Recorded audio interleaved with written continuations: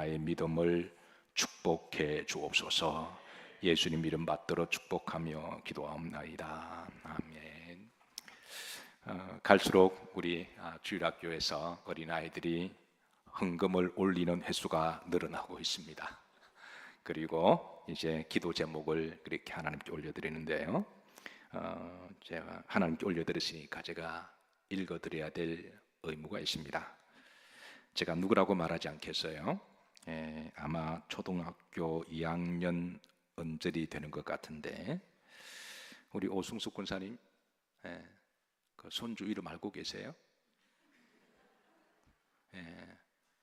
초등학교 2학년 이름이 뭐예요? 그렇구나. 제가 이름은 말씀드릴 수는 없는데 제가 이 기도 제목을 읽으면서 미소가 돌아 마음이 따뜻하기도 하고 이 아이가 이번 주에도 행복하게 달래요. 제가 그 부모들을 알거든요. 자식을 얼마나 사랑하고 행복하게 키우는 부모들인데 그 행복한 부모 밑에서 행복을 모르듯이 우리도 하나님 은혜 속에 살아가면서 은혜를 잊어버릴 때가 많습니다. 어쨌든 내 믿음대로 될지어다. 이번 주도 우리 다 행복하시고 또 하나님 은혜 안에서 또 행복하게 살아가시기를 주의 이름으로 축복합니다. 자, 미국의 3차 영적 대각성 운동을 계속 살펴보고 있습니다. 하나님이 미국이라는 나라를 통해서 어떻게 역사하셨는지 우리는 함께 나누고 있는데요. 지난번에 3차 영적 대각성 운동 때 영적 거인 두 사람을 살폈습니다. 더 화이트 무디라고 하는 이제 전도자 목사님을 살폈고, 그리고 제임스 게일이라고 하는 분을 살폈어요. 자, 오늘은 이제 E.M. 바운즈라고 하는 목사님이십니다. 한번 따라서 하실래요? E.M. 바운즈. 하나님께서 1850년에서 1900년 이 50년 동안에 영적 거인들을 이제 많이 내셨는데 결코 간과할 수 없는 이분들은 우리가 기본적으로 알고 가야 할 우리 신앙의 선배들입니다. E.M. 바운즈라고 하는. 자, 우선 이분이 어떻게 생겼는지 한번 보십시다. 한번 사진 보시죠. 이렇게 여러분 어떻게 하는 느낌이 아마 속으로 고집이 세게 생겼다. 아마 딱 보면 뭔가 임프레시브하죠, 그죠? 이제 인상적입니다. 키가 164cm입니다. 키가 작습니다. 흔히 그를 기도의 사람이라고 불렀는데요. 그의 닉네임이 기도의 사람인데 키가 작습니다. 그래서 그를 다른 말로 기도의 거인이라고 그렇게 불렸던 사람입니다.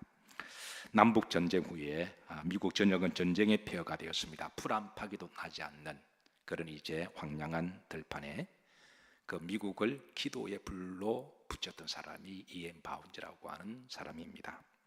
E.M. 바운즈가 가장 좋아했던 성경 구절 중에 하나가 마가복음 11장 17절입니다. 우리가 읽었던 말씀이죠. 따라서 하십니다. 내 집은 만민이 기도하는 집이라. 이분이 가장 좋아하셨던 말씀이에요. 내 집은 기도하는 집이라. 이 말은 다른 말로 하면 성도는 기도하는 사람이라 라고 말할 수도 있습니다. 아멘인가요? 그의 저서 기도 클래식이라고 하는 책에서 하나님이 도우시는 통로는 기도를 통해서 도우신다. 하나님의 손은 언제나 기도하는 손을 붙드신다. 오늘 들었던 찬송이 내 주여 못 잡고 손 잡고, 하나님 어떤 손을 붙드시냐면 기도하는 손을 붙드신다는 거예요. 특별히 E.M. 바운즈가 살던 삶의 무대는 미국의 남북 전쟁으로 인해서 그때에 수많은 사람들이 죽고 그리고 사랑하는 가족을 잃어버린 이별과 상실의 상흔으로 고통과 절망 안고 살아가던 시대였습니다. 그래서 미국의 많은 사람들이 우울증에 빠지고 절망과 조울증에 빠집니다. 이럴 때에 E.M. 바운즈는 미국인들을 향하여 이렇게 외칩니다. 한번 따라서 하실까요? 여러분, 살고 싶으시면 기도하세요. 아주 강력한 그의 메시지였습니다. 그는 1835년 8월 15일 미주리주 북동부 지역에 태어났어요. 아버지는 법조인이었습니다. 아버지가 법조인이어서 그는 어릴 때부터 부족함이 없이 행복하게 자랐습니다. 좋은 부모님 밑에서 머리도 명석했습니다. 그런 뛰어난 머리 덕분에 19살 때 변호사 시험에 합격을 합니다. 19살에. 그리고 이제 변호사 길을 가다가 어느 날 하나님의 콜링을 받아요. 적지 않은 시간 고민합니다. 그리고 특별히 그가 많은 감명을 받은 선배 목사님이 존 웨슬리 감리교 목사님이셨어요. 그래서 그런 감리교 목사가 됩니다. 그는 목회를 하면서 미국은 다시 기도로 일어나야 살 수 있는 나라라는 것을 소명으로 봤습니다. 그래서 그의 주된 설교는 거의 기도였습니다. 거의 기도를 설교하셨고, 아마 시대가 요청하는 어젠다 같습니다. 하나님의 어젠다는 기도다. 이렇게 전쟁이 끝나고 전쟁으로 죽었던 사람들의 상처와 남북이 서로 원수처럼 나라가 쪼개졌잖아요. 그리고 한 70만 명이 이 사상자가 나왔답니다. 그리고 사랑하는 가족들이 죽고 모든 것들은 다 폐허가 되고 피바다가 되고, 그 시대의 영적인 아젠다는 기도해야 산다. 이것이 바로 E.M. 바운즈의 목회 철학이었습니다. 그는 늘 기도에 관한 설교를 했고요. 그리고 많은 저서를 남기는 대부분 다 기도에 관한 책이었어요. 그의 책은 편으로 기록한 것이 아니라 무릎으로 기록한 책임을 그렇게 평가를 받습니다. 그의 기도의 설교는 미국 사람들의 심령에 낙심하고 절망하고 우울증 걸려 사람들에게 많은 희망을 줍니다. 거리를 헤매던 사람들에게 교회로 돌아가게 만들어서 기도하게 만들고요. 절망과 고통으로 울던 사람이 하나님께 나와서 부르짖는 기도하게 만들고, 그의 설교와 그의 책을 통해서 사람들 기도의 골방으로 들어가게 만들어요. 그의 저서 기도의 능력에서 그는 기도 위에서 이렇게 증가합니다. 오직 기도의 사람 외에는 어떤 사람도 위대하고 영원한 하나님의 일을 할 수가 없다. 기도하는 사람은 하나님이 위대한 일을 하게 하신다. 그는 나중에 새로운 닉네임이 하나 더 생깁니다. 그의 원래 닉네임은 뭐라 그랬죠? 기도의 사람. 나중에는 기도의 선지자라고 그렇게 나중에 말년에 평가를 받습니다. 그의 기도는 정말 진심이었고, 그의 기도는 많은 미국의 그리스도인들을 기도하게 만들었고, 골방으로 들어가게 했고, 교회에 와서 기도하게 했습니다. 참으로 놀라운 것은 하나님은 드와이트 무디를 통해서, 우리가 지난번 미국 외적인 부흥을 가져오게 했다면 드와이트 무디를 통해서 한 200만 명이 전도가 되었다 그러죠. 그건 외적인 부흥입니다. 하나님은 E.M. 바운즈를 통하여 교회의 내적인 부흥을 가져오게 하셨어요. 사실 우리 신앙이 건강하기 위해서는 이 두 가지가 다 필요합니다. 교회는 외적으로도 성장을 해야 되지만, 그러나 내적으로도 성장을 해야 되는 거죠. 만약에 한국 교회가 외적인 성장에만 몰두한 나머지 꽁 잡는 게 매라는 식으로 교회 성장만을 강조하다 보면 교회는 자신도 알지 못하게 세속화가 되어 갈 것이고 교회의 영성을 잃어버리게 될 겁니다. 그래서 이 두 가지는 아주 적절하게 밸런싱이 필요한데요. 하나님께서 하나님의 나라를 세우실 때 드와이트 무디 목사님을 통하여 외적인 성장을 가져오겠다면 E.M. 바운즈 목사님을 통하여는 내적인 영성을 가져오겠습니다. 사랑하는 성도 여러분, 저는 여러분들의 신앙 이 두 가지가 잘 조화가 되기를 주의 이름으로 축복합니다. 외적으로는 우리가 열심히 복음을 전해야 되고, 그리고 내적인 영성을, 우리의 수도원은 이곳이 여러분의 교회가 되기를 기도합니다. 우리는 열심히 친교를 해야 됩니다. 그러나 그 친구의 파티가 끝나고 나면 우리는 각자 하나님 앞에 기도하는 시간이 있어야 됩니다. 한국 교회가 외적인 성령만을 위해서 늘 붕떠 있고 기도의 시간과 영성을 소리한다면 우리는 영성을 잃어버리게 될 거예요. 이거는 우리 개인도 마찬가지지만 교회도 마찬가지입니다. 자, 그런데 하나님께서는 하나님을 믿는 건강한 나라가 되기 위해서 정치적으로도 사회적으로 건강한 부흥을 가져오게 하시는데, 하나님 이 세계에 세우신 또 다른 영적 한거인이 있습니다. 바로 에이브러함 링컨입니다. 자, 에이브러함 링컨 여러분 잘 아시죠? 한번 사진 한번 보시죠. 워낙 이분은 유명하신 분이니까 아마 잘 아실 거예요. 1809년에서 1865년에 그의 삶의 모델이었습니다. 아시다시피 에이브러함 링컨은 목사님이 아니죠. 그는 선교사도 아닙니다. 그는 법적으로 정치인입니다. 그러나 그는 미국의 영적 부흥을 가장 놀랍도록 가져왔던, 미국을 미국답게 만들었던, 미국을 하나님의 축복의 나라로 만들었던 영적 거인이었습니다. 흔히 사람들은 그를 정치인으로 평가를 합니다. 그러나 링컨은 스스로 늘 이렇게 고백합니다. 나는 정치인이기보다는, 미국의 대통령이기보다는 나는 그리스도인입니다. 그리고 나는 하나님의 미셔너리, 사명자입니다. 이 두 가지가 그의 정체성이었습니다. 링컨은 하나님은 자신을 그리스도인으로 거듭나게 하시고 하나님이 자신이 해야 될 특별한 그 시대적 사명이 있는 것을 깨달았습니다. 그리고 그 사명 앞에 한평생 목숨을 걸고 헌신하기로 했습니다. 아마 미국에 링컨이 있었다면 미국을 향한 하나님의 진정한 축복은 아마 멈출 수도 있었을 거예요. 링컨이 태어나고 살던 미국의 무대는 한창 전 사회적이고 국가적인 뜨거운 이슈가 있었는데 바로 노예의 문제였습니다. 이 노예 문제로 인해서 미국의 남북전쟁이 1861년에 일어나죠. 그리고 1865년에 마치기까지 4년 동안에요. 미국 전역은 정말 피바다가 됩니다. 한 75만 명 정도가 사상자가 났다 그래요. 미국의 최고의 내전의 사건이었고, 그리고 이것은 남북에 서로 원수가 되고 서로 깊은 아픔을 주었습니다. 그런데 이 전쟁은 미국인들의 신앙에도 깊은 연관성이 있는데요.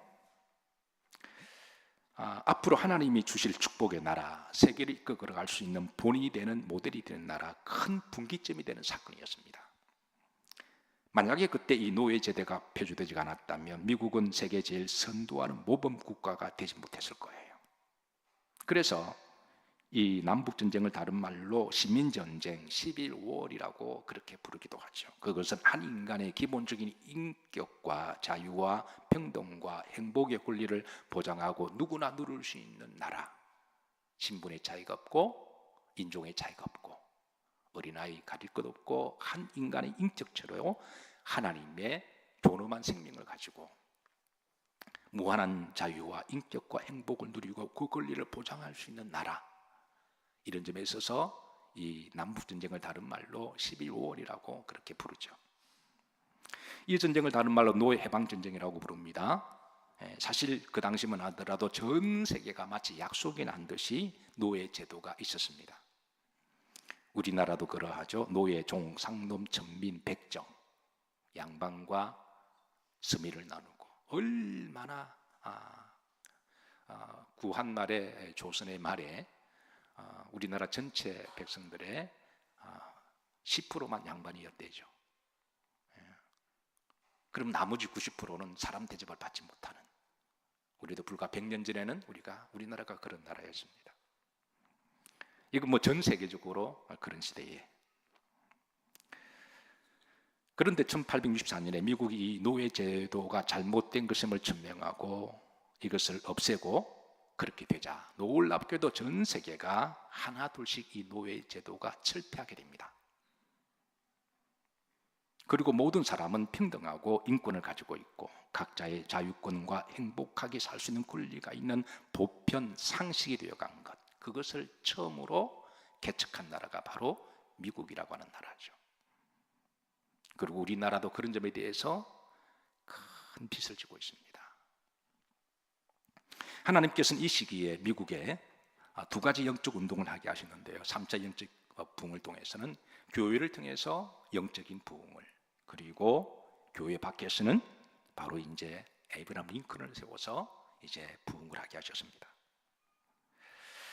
자, 미국의 제3차 영적 대각성 운동이 일어날 때쯤에 대해서 1795년부터 이상하게 미국의 노예들이 수입 들어옵니다. 일부 악덕 기업가들이 노예를 음성적으로 들어오게 된 것이죠. 1790년도에 스물스물 이 탐욕에 찌든 이들이 노예를 들어와서 돈을 벌면서 소위 노예 매매상들이 늘어나는데요. 1800년 초에 70만 명으로 불어납니다. 이게 불과 10년, 20년 사이에 70만 명으로 노예가 확 퍼져버립니다. 그리고 남북전쟁 당시 1860여 년에는 300만 명이 늘어납니다. 그러니까 이 노예제도 문제가 미국의 큰 문제가 되는데요, 특별히 신실한 청교도 신앙을 가지고 있는 이들에게는 이 노예제도가 신앙의 고통이었고 양심의 고통이었습니다. 그런데 이 노예 문제가 300만 명으로 늘어나면서 여기에 대한 이제 다른 입장이 첨예하게 벌어지는데, 여러분 잘 알다시피 남부 지역에서는 확연히 이제 노예 제도를 지지하고 노예가 없게 되면 농업 경제가 붕괴한다라고 주장하죠. 그래서 노예 제도는 바람직하지는 않지만 불가피하며, 이게 남부에 사는 사람들의 생각입니다. 노예 제도는 바람직하지 않은 불가피한 제도고, 농업과 산업 발전과 미국의 큰 성장을 가져오는 동력으로 여겼습니다. 그러나 북쪽에는 이 문제를 경제의 문제로 보지 아니하고 신앙의 문제로, 양심의 문제로 봤습니다. 미국이 하나님 앞에 정직하고 더 건강하고 앞으로 미래의 축복을 받기 위해서는 이 노예 제도가 잘못된 것을 인정을 하고 정리해야 될, 없애야 될 신앙의 양심의 문제로 본 것이죠. 한 가지 흥미로운 것은, 자, 남쪽에도 하나님을 믿는 사람들이 있고 북쪽에도 하나님 믿는 사람들이 있잖아요. 근데 남쪽에 있는 하나님을 믿는 크리스찬들은 이 노예 제도를 성경적 근거를 내는데요, 창세기 9장에 노아의 세 아들 중에 누가 있나요? 셈, 함, 야벳이잖아요. 그래서 여기 누가 저주를 받았나요? 함의 후손이 저주받잖아요. 그러니까 이 노예들, 흑인들을 이렇게 종으로 부리는 것은 이 성경을 근거로 해서 저들의 신앙을 합리화시켰습니다. 그런가 하면 북쪽의 신실한 신앙인들이 이 노예 문제를 성경이 어디서 시작했냐면 출애굽기에 시작합니다. 여러분 양쪽 다 믿는 사람이에요. 자, 양쪽 다 자기들의 행동에 대해서 자기 나름대로 신앙의 근거를 이렇게 들이댑니다. 어느 것이 맞는지 여러분 한번 여러분이 판단해 보세요. 그러니까 남쪽의 크리스찬들은 셈, 함의 후유를 보고 노예 제도는 이거는 정당한 것이다라고 그렇게 이제 그렇게 주장했고, 북쪽에 있는 그리스도인들이 이 문제를 출애굽기 22장 21절로 근거를 합니다. 그때 북쪽의 크리스찬들이 이 문제를 이야기해요. 다 보십시다. 합독합니다. 너는 이방 나그네를 압제하지 말며 그를 학대하지 말라. 너희도 애굽 땅이 나그네 되었다. 너희도 학대당한 경험이 있지 않느냐? 너희들도 노예가 된 적이 있지 않았느냐? 그러니까 앞으로 이런 일이 없도록 해라, 이 말씀이잖아요. 특별히 당시 노예 해방 운동을 주장한 사람들은 한 발 더 나아가서 출애굽기 21장 16절을 그렇게 많이 인용합니다. 당시 목사님들, 북쪽에 있는 목사님들이 이 말씀을 많이 인용하고, 또 북쪽에 있는 크리스찬들 이 말씀을 그렇게 또 두렵게 여깁니다. 합독합니다. 사람을 납치한 자가 그 사람을 팔았든지 자기 수하에 두었든지 그를 반드시 말지라 죽일지라. 이 무서운 엄중한 말씀으로 받아들이는 거죠. 그리고 링컨이 자주 사랑하고 기억했던 성경 구절이 바로 노예 해방 운동을 할 때 갈라디아서 5장 1절입니다. 합독하십니다. 그리스도께서 우리를 자유롭게 하려고 뭘 주셨으니? 자유를 주셨으니. 그러므로 굳건하게 해서 다시는 누구 멍에를 매지 말라, 멍에를 매지 마라. 자, 이렇게 첨예하게 서로 성경적 근거를 가지고 대립하고 있을 때, 특별히 남부의 사람들은 당장 노예들이 없으면 그 광활하고 넓은 농업이나 목화 사업을 할 수가 없어서, 그래서 남부의 지주들은요, 노예 해방이라는 말만 나오면 나중에 감정이 쌓여 거의 광기적으로 변합니다. 이게 나의 감정이 이렇게 차곡차곡 쌓여서 누가 노예 해방이라는 말만 나오면 거의 눈이 돌아가서 그냥 광기적으로 그렇게 돌변하는 그런 이제 민족의 문제가 되었습니다. 이런 살벌한 시기에 1860년에 에이브라함 링컨이 대통령이 취임이 됩니다. 이런 살벌한 시기에 1861년 2월 11일 링컨은 스프링필드의 집을 떠나 워싱턴으로 가는 철도 플랫폼에 서 있을 때 많은 사람들이 그의 홈타운에 있는 고향의 사람들이 그를 이제 배웅하러 옵니다. 그때 링컨이 플랫폼에 서서 그 마을 사람들에게 다음과 인사를 하고 기도 부탁한 유명한 연설물이 있습니다. 여기에 보시면 링컨이 어떤 마음을 가지고 그가 대통령의 자리에 취임을 했고 그의 콜링이 뭔지를 분명하게 드러내는데요. 자, 한번 혹시 목소리 좋은 분 계시나요? 네, 오늘 자, 마이크 하나 가져오세요. 마이크 하나 빨리. 예. 제가 주일날 설교를 5번 하다 보니까 목소리 맛이 갈 때가 많아요. 저보다 목소리 좋은 분. 자, 우리 박태영 군사님 옆으로 툭툭 치던데 누구 친 거예요? 자, 현장로님 일어나세요. 자, 앞에 보시고, 앞에는 가로는 읽을 필요는 없습니다. 자, 따라서 장로님 따라서 하세요. 내가 링컨이다. 그런 마음으로 읽으세요. 자, 링컨이 한 말입니다. 유명한 연설에 한번 읽어보시죠. 저는 오늘 여러분 곁을 떠납니다. 저는 워싱턴 장군에게 맡겨졌던 것보다 더욱 어려운 임무를 감당하러 갑니다. 그분을 인도하셨던 하나님이 저를 도우실 것입니다. 하나님이 저를 도우신다면 저는 절대로 실패하지 않을 것입니다. 하나님의 도우심이 없다면 우리는 성공할 수 없습니다. 설거지를 하고 빨래를 개며 잠자리를 준비할 수는 있을 것입니다. 사고나 곤란함 없이 일을 끝낼 수는 있을 것입니다. 시장에서 필요한 물건을 사고 어떡하는 매일을 꾸려 나갈 수도 있을 것입니다. 그러나 하나님의 도우심이 없다면 우리 삶은 무의미하고 혼란해서 엉망진창이 될 것입니다. 하나님이 오늘 하루 우리에게 일어나는 일에 대해 관심을 기울이실까요? 물론입니다. 우리가 맡은 일에 겁을 먹을 때 하나님은 우리에게 갈 길을 보여주시고 계속 진행해 나아갈 새 힘을 주십니다. 제가 하나님이 주신 이 소명을 잘 감당하도록 기도해 주십시오. 이상입니다. 제가 낭독할 때는 아멘들 안 하시다가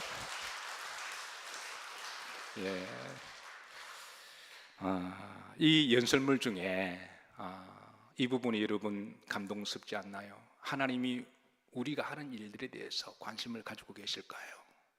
네, 물론입니다. 하나님은 우리가 하는 일, 하나님 아래에서 평등하고 마음껏 자유와 믿음을 나눌 수 있는 이 일을 하는 것, 하나님은 관심을 가지고 지켜보고 계십니다. 여러분, 누가 이분을 정치인이라고 말할 수가 있어요? 이분은 신실한 그리스도입니다. 그리고 사명자였고요, 그의 대통령 자리는 그의 계급장이 아니라 하나님의 사명을 이루는 통로의 수단에 불과하는 것이죠. 자, 그는 특별히 하나님이 자신의 미국의 대통령 자리에 앉으신 것은 미국이라는 나라가 이겁니다. 하나님 영광을 위하여 온 세계 사람들에게 본이 되어야 된다는 나라에 대한 소명입니다. 이해가 잘 안 되셔서 아멘 안 하시는 건가요? 제가 다시 할게요.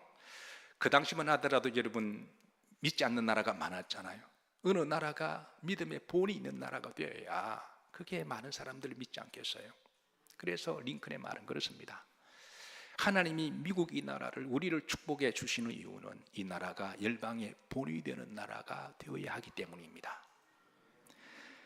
그래서 하나님이 본이 되게 하는 나라는 당연히 노예제도가 없어야 된다는 게 그의 사명이었습니다. 어떻게 하나님을 믿는 나라가 사람을 차별하고 죽이고 노예처럼 부릴 수가 있을까요? 그는 때로는 힘들고 흔들릴 때마다 빌레몬스를 읽으면서 하나님의 뜻은 노예제도를 철폐하는 것이라고 다시 하나님께 기도해요. 링컨은 자주 빌레몬스를 읽었습니다.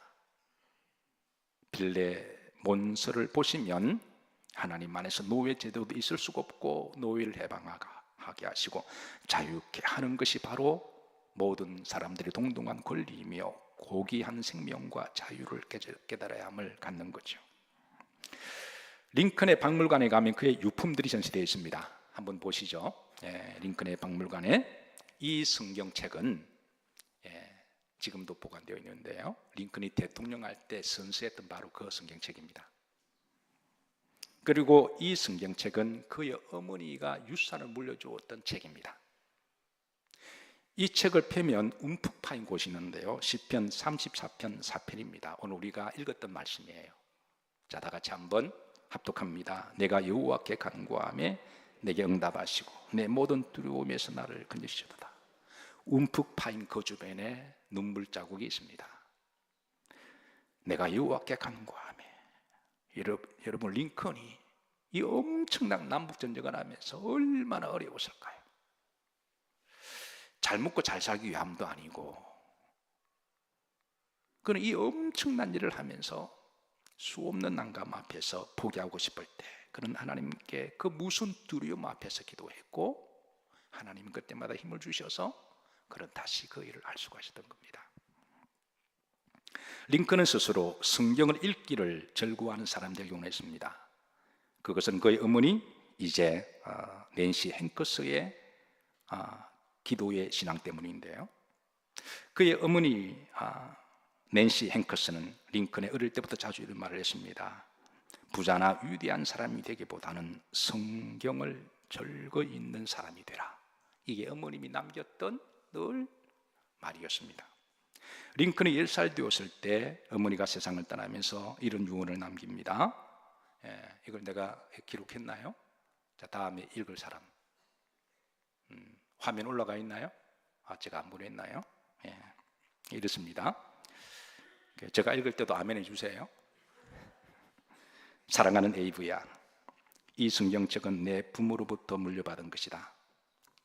내가 여러 번 많이 읽어서 낡고 보잘것없지만 우리 집안에 값진 보물이다. 나는 너에게 100에이크의 땅을 물려주는 것보다, 여러분 100에이크, 우리는 이제 에이크라는 말 안 쓰죠. 1에이크가 1250평입니다 1에이크가. 제가 미국 건축할 때 우리가 산 땅이 한 4에이크가 되거든요. 제가 그 땅의 크기를 잘 압니다. 그러니까 100에이크는 엄청나게 큰 땅이죠. 그럽니다. 내가 너에게 100에이크의 땅을 물려주는 것보다 이 한 권의 성경책을 물려주는 것을 더 진심으로 기쁘게 생각한다. 에이브야, 너는 성경을 부지런히 읽고 성경 말씀대로 하나님을 사랑하고 이웃을 사랑하는 사람이 되어다오. 이것이 나의 마지막 부탁이고 유언이다.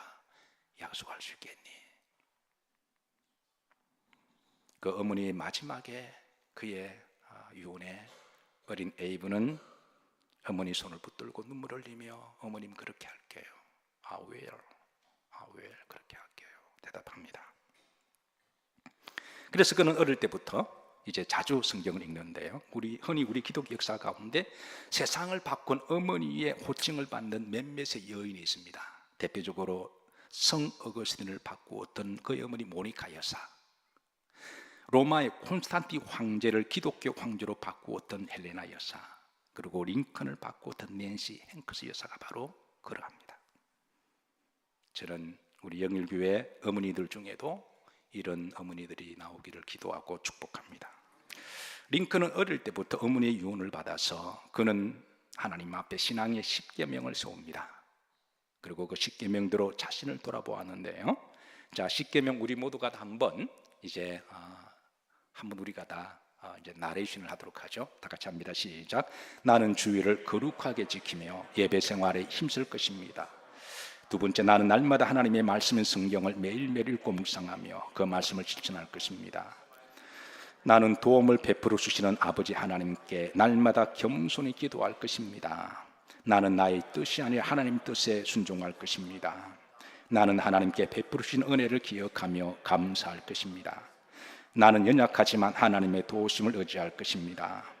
나는 하나님만을 높여드리고 그분께만 영광을 올려드릴 것입니다. 나는 하나님 안에서 우리 모두는 자유하며 평등하다고 믿습니다. 나는 형제를 사랑하고 이웃을 사랑하라는 주님의 말씀을 실천할 것입니다. 나는 이 땅 위에 하나님의 진리와 공의가 실현되도록 기도할 것입니다. 에이브는 항상 가슴에 품고 있었던 신앙은 미국은 하나님의 아래에 있는 나라가 되어야 한다는 거예요. A nation under God.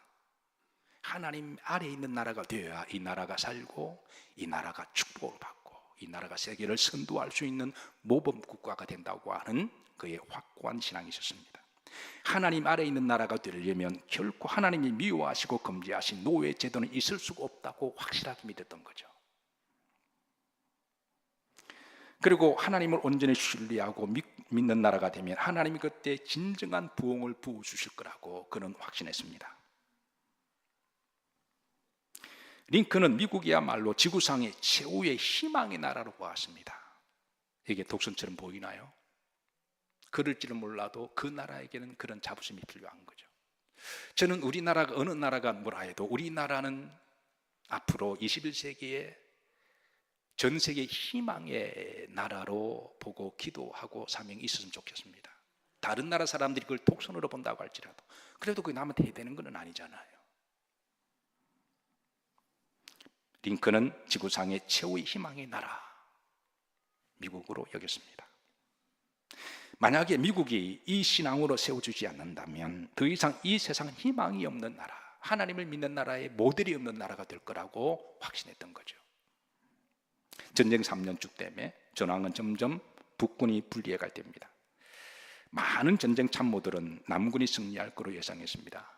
남군에 위대한 장군 리가 있어서 전쟁의 승부가 이어지고 남군은 점차 북쪽으로 점령이 오면서 필라델피아까지 거의 점령을 다 당했습니다. 제가 필라델피아에서 공부했거든요.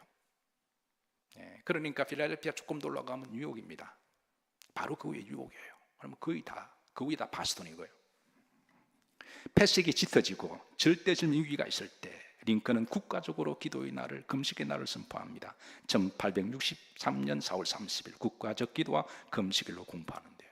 이럴 때 다 기도하는데 그때부터 이상한 일들이 일어나고 전쟁이 역전됩니다. 누가 보더라도 이 일은 하나님이 하셨다. 역사적으로 해명할 수 없는 일들이 일어나면서 1863년 7월 1일에서 3일 동안 펜실베니아 게티스버그 전투에서 완전히 대승합니다. 그 유명한 게티스버그 연설이 바로 이때 나오는 거죠. 그리고 완전히 북군으로 승리하게 되는데 얼마 후에 링컨이 이 게티스버그에 참여해서 그때 전쟁에 죽었던 사람들을 추모하고 그리고 그 유명한 게티스버그의 연설이 이때 드러나죠. 여러분 게티스버그의 연설하면 딱 떠오르는 세 가지가 있죠. 뭔가요? 여러분 잘 알잖아요. 뭐죠? 국민에 의한, 국민을 위한, 국민에 위한 정부. 여러분 이게 뭐 민주국가에서 이거는 뭐 엄청난 그런 슬로건입니다. 그런데 사람들이 의도적이든 간에 그 말만 기억하겠는지는 몰라도 그런데 그 말의 전문은 이렇습니다. 여러분 잘 보세요. 세상 사람들은 앞뒤 다 자르고 그러니까 신앙과 관계없는 말만 굉장히 인도주의 말만 하잖아요. 그러니까 국민에 의한, 국민을 위한, 국민을 위한 의한. 여러분 잘 아는 for the people, by the people, of the people 잘 아시잖아요. 처음 들으시는 건가? 그 유명한 잘 아는 by the people, for the people, of the people 우리 막 그렇게 말했잖아요. 아닌가요? 자, 그 유명한 연설 전문을 이렇습니다. 그 앞에 보면 하나님 아래에서 이 나라는 자유의 새로운 탄생을 거듭나는 나라가 되었습니다. 이 나라는 국민에 의한, 국민을 위한 정부가 되어야 하고 그럴 때 이 나라는 하나님이 지키시고 망하지 않습니다. 이게 게티스버그의 연설의 내용입니다. 여기에 가장 중요한 핵심은 하나님의 나라 아래에서 새롭게 탄생된 나라라는 거예요. 그리고 위로는 하나님을 잘 사랑하고 두려워하고 그리고 아래로는 정부가 백성들을 사랑하고 백성들을 섬기는 정부가 되면 그게 하나님이 원하시는 나라고 하나님이 그 나라를 축복하신다라는 거예요. 자, 위로는 하나님을 사랑하고 두려워합니다. 아래로는 백성들을 뭐하고요? 정부가 정치인들이 사랑하는 그리고 백성들을 뭐하고 섬기는 정부. 미국의 남북전쟁이 끝났습니다. 1865년에 끝났습니다. 그리고 그 이후로부터 1865년부터 1877년 요 사이에 미국의 엄청난 하나님이 축복을 합니다. 이 기간을 미국의 재건기라고 부르는데요. 그 이후로부터 50년 동안에 하나님 미국이 엄청난 축복을 하는데 마크 트웨인이라고 하는 미국의 유명한 극작가가 있습니다. 마크 트웨인은 이 시기를 소위 골든 에이지라고 이야기합니다. 황금의 시대다. 골든 에이지. 이때 미국의 산업이 급속도로 성장하는데요. 지금도 이 세 사람을 뛰어넘을 수 있는 전 세계적인 엄청난 거부가 나옵니다. 소위 석유왕으로 불리는 누구죠? 락펠러가 이때 기업가로 확 미국의 산업을 일으킵니다. 여러분 철도왕이라고 하는 사람이 벤더빌트가 바로 요때 또 나옵니다. 미국의 전역의 철도를 깝니다. 그리고 강철왕은 누구죠? 카네기. 이게 동시대에 이런 거장 같은 사람들이 나왔어요. 전 세계 역사에 이런 세 사람처럼 위대한 사업가가 없다고 이야기하죠. 빌 게이츠가 아무리 부자라고 하다고 할지라도 돈 환율을 계산하면 락펠러에 따라가지는 못합니다. 그러니까 이 시기에 하나님 대표적으로 많은 축복하셨는데 그 대표적인 기업가들이 이 시기에 나와서 미국을 불같이 그렇게 성장하게 됩니다. 미국의 부흥과 축복은 결코 그냥 이루어진 것이 아닙니다. 그 뿔에 영적인 부흥이 있었고 하나님 아래에 있는 나라, 하나님이 보살피고 축복하는 나라, 바로 그런 청교도적 뿌리가 있어서 하나님이 그 나라를 세계의 모범시민이 되는 그런 나라가 되게 하신 거죠. 미국 역사를 보면 지금까지 대통령이 46명이 나왔습니다. 흥미로운 것은 가끔 미국의 시민들에게 미국 역사상 가장 존경하는 대통령이 누구냐라는 설문조사를 합니다. 사실 한 세대가 지나가고 새로운 시대가 오면 새로운 미국인들은 미국의 역사의 무대를 살아갈 때 저들의 정체성도 생각도 바뀌고 이념도 바뀌기 때문에 저들이 선호한 대통령이 바뀔 수도 있습니다. 근데 놀라운 것은 매 시대마다 사상도 이념도 트렌드도 변하지만 매 시대마다 항상 1위 자리를 미국이 가장 미국을 닿게 만들었던 대통령, 미국을 가장 위대하게 만든 대통령, 미국을 가장 축복의 나라로 만들었던 대통령, 미국을 가장 신앙의 반석에 세웠던 대통령을 꼽으라 한다면 항상 1위가 누굴까요? 현재까지는 에이브라함 링컨입니다. 앞으로는 어떨지는 모르겠지만 저는 우리나라에도 이런 대통령과 지도자가 나오기를 소망하고 기도하십시다. 위로는 하나님을 사랑하고 하나님을 두려워하는 나라. 정말 하나님을 사랑하고 두려워하면 하나님은 우리 그리스도인들이 나라를 어떻게 사랑하고 기도해야 될지도 우리에게 가르쳐 주세요. 그래서 우리가 다음번에 보게 되겠지만 그 다음에 미국의 영적 본이 그런 빌리 선디라고 하는 목사님이 계세요. 이제 다음번 4차로 넘어가면 이제 4차가 마지막이고 그 다음에 우리나라를 살펴볼 건데요. 그 빌리 선디 목사님 이런 말 자주 합니다. 하나님을 사랑하는 것과 애국자는 동의어다.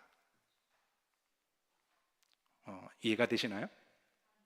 그러니까 하나님을 사랑하는 사람들은 하나님이 성경을 통하여 나라를 어떻게 사랑하고 기도해야 될 것도 가르쳐 주시기 때문에 애국자가 되지 않을 수가 없다는 거예요. 그래서 하나님을 사랑하는 것과 나라를 사랑하는 것은 애국자다. 그래서 복음이 들어가는 나라들마다 그리스도인들은 다 애국자가 돼요. 아멘인가요? 예. 자, 옆으로 보시면서 당신도 애국자죠? 인사하도록 합니다. 저는 역사를 주관하시는 분은 하나님이신 줄로 믿습니다. 예, 우리나라도 이제 미국의 4차 영적 부흥운동이 끝나면서 미국이 세속주의로 지금 급속도로 추락한 면이 없지 않아 있어요. 그리고 우리 이제 그 다음에 하나님이 찾으시는 나라가 여러분 어느 나라가 되어야 할까요? 예, 우리끼리지만 대한민국이 되어야 되지 않을까요? 근데 우리가 그럴 만한 그릇이 될까요? 예, 정직하고 안 된다고 하는 건 아멘은 믿음 있는 분이에요. 이 두 가지를 잘 밸런싱을 맞추면서 우리는 아직 그릇은 안 되지만 꽤 솔직하게, 그러나 우리가 이 희망을 놓칠 수가 없는 거죠. 그래서 대한민국이 하나님 아래에 있는 나라가 되어서 위로는 하나님을 사랑하고 두려워하는 지도자들이 나오고 아래는 백성을 정말 사랑하고 섬길 수 있는 그런 지도자, 그런 지도자가 여러분 정치인만 필요할까요? 저는 목회도 그렇다고 생각합니다. 목회자는 위로는 하나님을 두려워하고 사랑하고 아래로는 성도님들을 사랑하고 잘 섬기는, 저는 목사만 그럴까요? 기업하는 오너들도 그렇지 않나요? 한 기업을 맡겨주셨을 때 돈 버는 게 목적이 아니라 위로는 하나님을 두려워하고 사랑하고 아래로는 그 직원들을 사랑하고 섬기는 오너들, 오너라고 함부로 말하거나 인격을 무시하는 게 아니라 여러분들이 오너십을 가지고 하시는 분들은 우리 다 이것을 늘 기억하십시다. 하나님이 여러분들의 기업에 몇 명을 붙여주셨던 간에 성적이다. 미션이다 생각하시고, 부모들도 그렇잖아요. 하나님을 잘 사랑하고 섬기고 자식들을 잘 사랑하고 섬기는 부모. 남성교회도 그렇지 않을까요? 여성교회도 그렇지 않을까요? 속장도 그렇지 않을까요? 각 부서의 리더들이 우리가 그런 마음을 가진다면 하나님이 그 손을 놓지 않으실 것이고 하나님이 축복하실 거예요. 그런 교회가 되도록 기도하고 그런 나라가 되도록